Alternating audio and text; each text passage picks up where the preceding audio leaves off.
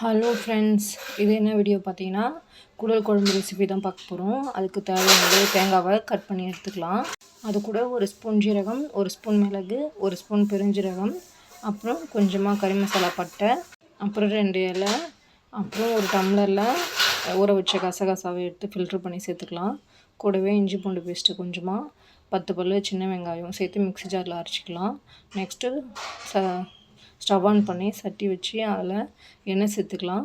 எண்ணெய் சேர்த்துட்டு ஒரு இலை, அரை ஸ்பூன் சோம்பு, ஒரு அன்னாச்சிப்பூ, கூடவே கட் பண்ணி வச்சுருந்த சின்ன வெங்காயத்தை சேர்த்துக்கலாம். சேர்த்துட்டு அது கூட 2 பச்சை மிளகா சேர்த்துட்டு நல்லா வதக்கி விட்டுடலாம். வதக்கிட்டு அது கூட கொஞ்சமாக இஞ்சி பூண்டு பேஸ்ட்டு, ஏன்னா ஏற்கனவே சேர்த்துருக்கோம், அதனால் கொஞ்சமாக சேர்த்துக்கலாம்.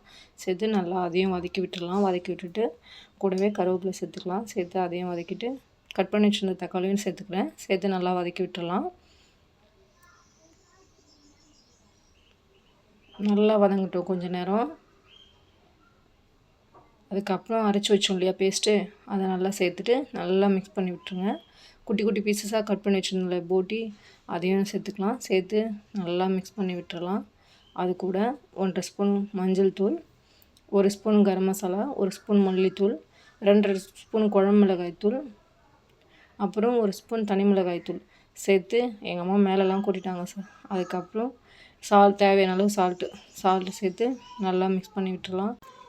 டேஸ்டியான குடல் குழம்பு ரெடி. இந்த வீடியோ பிடிச்சிருந்தனா லைக் பண்ணுங்கள், மறக்காமல் சப்ஸ்கிரைப் பண்ணி வச்சுக்கோங்க. தேங்க்யூ, பாய்.